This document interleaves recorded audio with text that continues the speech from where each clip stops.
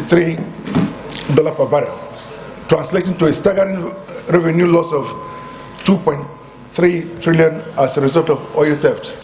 Contributing to the debate, other lawmakers highlighted the need to address the issue of oil theft and its attendant consequences on the environment and economy of Nigeria. What I would suggest is not for us to continue to lament or set up inquiries.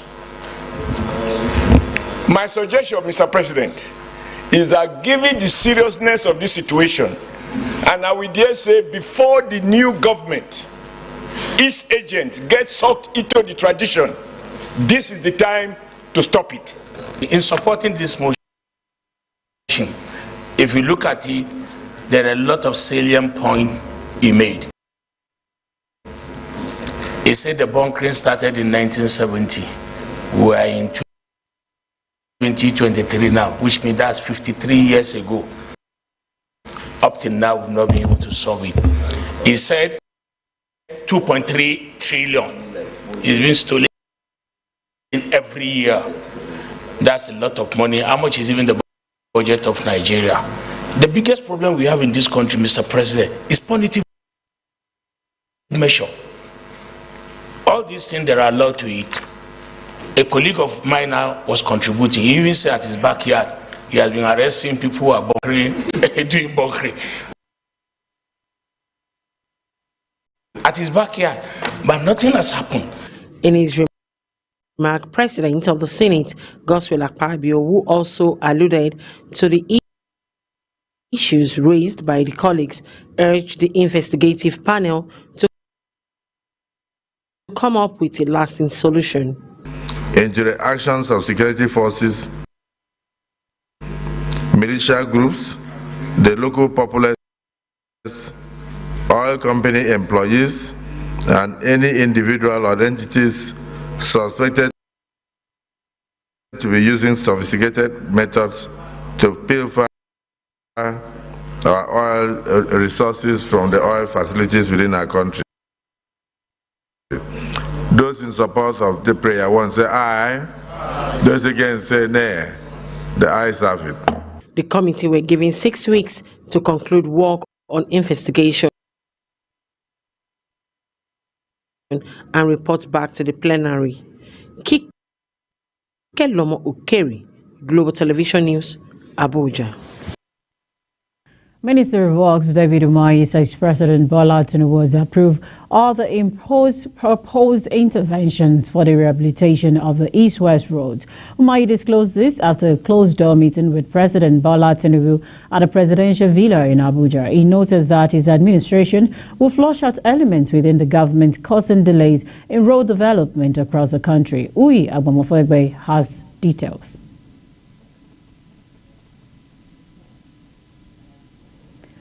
As well, the national chairman of the All Progressive Congress, APC, Abdullahi. According to the minister, the president also gave approval for the consultants, engineers, and a task force to be on every site from Lokoja to Benin, Warri, Cross River, and other parts of Nigeria to monitor the progress and quality of construction being carried out by contractors. There are some contractors that have 20 jobs and they have 2 equipment on site.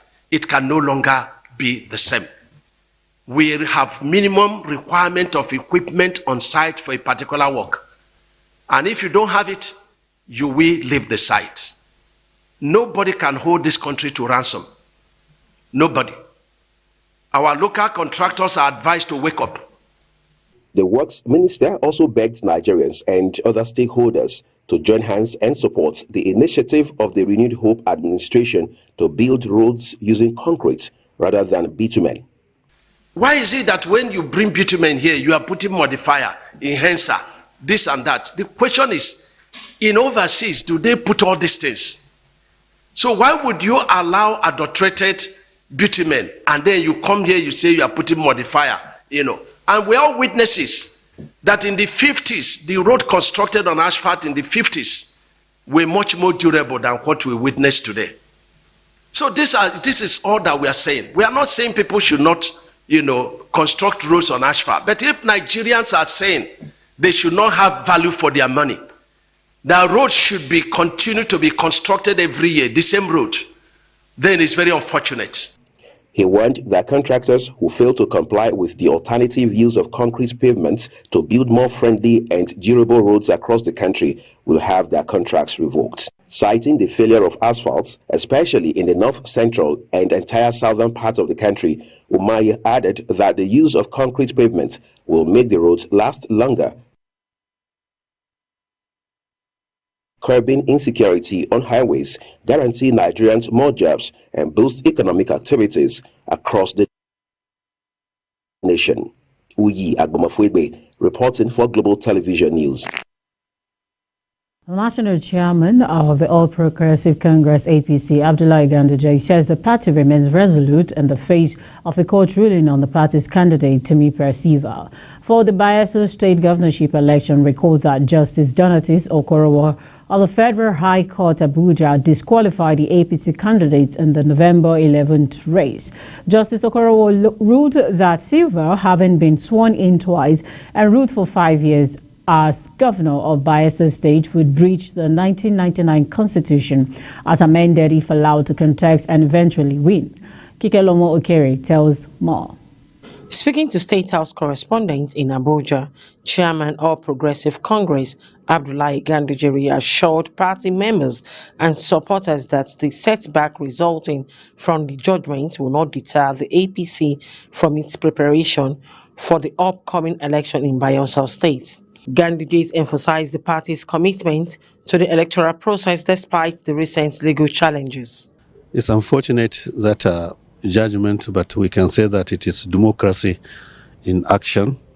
But we learned that the person who took the issue to the court of law is not even qualified because he did not contest with the Silva. Therefore, he's not even qualified for him to take the issue to the court. However, we are appealing. We are waiting for the judgment and then we appeal on that issue. Well, last 2 weeks I was in Bayelsa for 2 good days, and I think they were ready and they are still ready to win the election. Therefore, this is a little distraction anyway, but we will overcome it.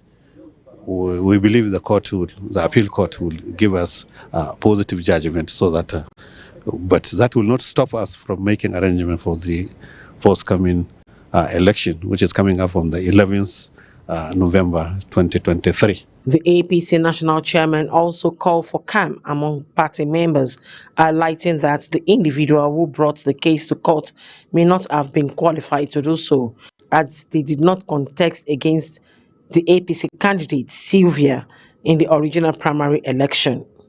Kikelomo Okere, Global Television News, Abuja. Nigeria Air Force has received 2 additional Diamond 62 aircraft as part of its effort to intensify ongoing air operations against insecurity in the country. The new aircraft were received at a ceremony held in Ilorin, Kwara State on Wednesday.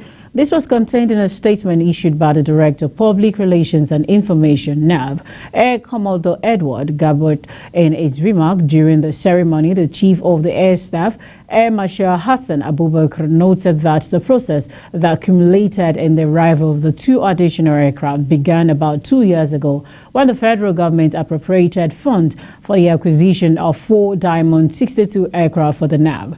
According to him, of the 4 aircraft, the first 2 aircraft were delivered between February and July 2023, while the remaining 2 were being received today. The coordinating Minister of Health and Social Welfare, Ali Pati, has called on Nigerians to decriminalize mental health, but rather empathize with patients suffering from such diseases. The World Mental Health Day is an international day for global mental health education, awareness, and advocacy against social stigma. The day was established on October 10, 1992 by the World Federation of Mental Health. Pate made the call on Tuesday in Abuja during the commemoration of the 2023 World Mental Health Day, with the theme Mental Health is a universal human right. Pate stated that no reason should mental health be discriminated, and present day. According to the minister, we should have a progressive approach to look at it. Since we do not criminalize malaria, why should we criminalize mental health issue? In commemoration of United Nations Day of the Girl Child, Lagos State Governor Babajide Sanwo-Olu has joined Nigerians and the rest of the world to celebrate the girl child. The governor used the occasion of the event themed Invest in Girls' Rights, Our Leadership, Our Well-Being to highlight his administration's achievement in girls' education, especially for girls through the Eco Excellence in Child Education and Learning EcoExcel program. EcoExcel, launched in 2019 by Sanwo-Olu and managed by the Lagos State University Basic Education Board, LASUBEB, has been transformative for the girls in Lagos public primary schools. Hakim Shitu, who oversees the program, stated that Lagos State government has made significant investment in girl child education. The 2023 International Day of the Girl Child event was a collaborative effort between UNICEF and Plan International, uniting adolescent girls with advocates for their rights, including UN leaders, NGOs, businesses, and government. As well, the Attorney General of the Federation and Minister of Justice, Lateef Fagbemi San, has stated that the proposed International Anti-Corruption Court, IACC, will enable the Nigerian government to tackle high-profile cases, powerful individuals, and recover stolen assets and offshore property. The AGF, who was represented by Yusuf Abdullahi Abdulkadir, Deputy Director, Public Prosecution of the Federation, stated this during the 33rd Anti-Corruption Situation Room in Abuja. Global TV's correspondent Suburat Husman was there and filed this report. The Accountant General of the Federation explained the Nigeria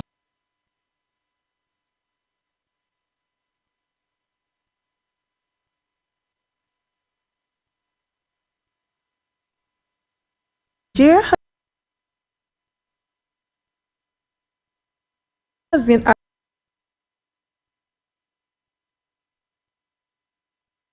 Let's take a look at some forest where the journalist Cheng Lin has returned home to Australia after more than 3 years of detention in China.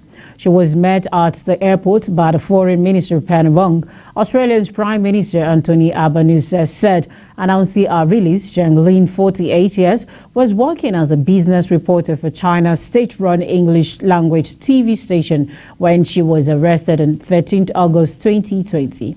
She was later accused of illegally supplying state secrets overseas.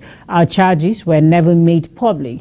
Cheng was freed as frosty relations between Canberra and Beijing appear to be towing. Tensions between the two countries deepened during the pandemic, which led to a Chinese ban on Australian airports like Bali, coal and timber. Those blocks were lifted earlier this year, the first signs of a gradual easing of the diplomatic impasse on Wednesday. Following Cheng's release, Albanese said it would facilitate a trip to China at a mutual agreed time. This year, he added that Ms. Cheng has been reunited with her 2 children in Melbourne. Still on the foreign scene, the United Nations Indigenous Peoples' Rights expert on Thursday urged all Australians to back a reform that would recognize Indigenous people in the Constitution for the first time. The October 14th referendum aimed at elevating the rights of Indigenous people whose ancestors were in Australia for 60,000 years before British colonial rule began in the late 1700s. Years ago. The right to be consulted on policies that affect them, also referred to as voice, draws Francisco Khalid said. The UN Special Rapporteur on the Rights of Indigenous People issued a joint statement with Surya Deva, Special Rapporteur on the Rights to Development, urging Australians to support the proposal. It is believed that the initiative will pave the way to overcoming the systemic discrimination and inequalities that have undermined the ability of Indigenous people to release in the next 7 days. I was in Queensland yesterday. I will be in the other 5 states and 2 territories over the coming 7 days. And I cast my vote today for yes, and I did so proudly in the knowledge that this is the request of Indigenous Australians. A hand outreached simply asking for non-Indigenous Australia to grasp that hand of friendship in the spirit of reconciliation. You're watching Global TV's News Prime, coming to you live from Nigeria's capital, Abuja. One StarTimes channel 276. Kindly follow us across our social media platform using our Global TV NG and other handles now showing on your TV screen. When the Global TV's News Prime returns, IMF urges government around the world to cut deficit to cool inflation. We'll be back with details of these and other stories right after the short break. Please don't go away.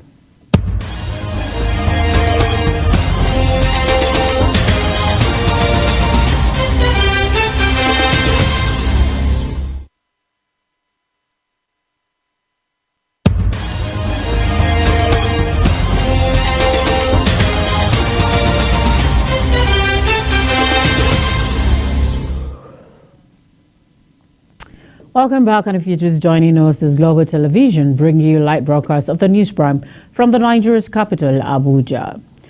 The news where the chief executive of the Nigeria Midstream and Downstream Petroleum Regulatory Authority, Farouk Ahmed, has said engagement is ongoing with the Central Bank of Nigeria, CBN, to ease access to foreign exchange so that other marketers can import petrol into the country.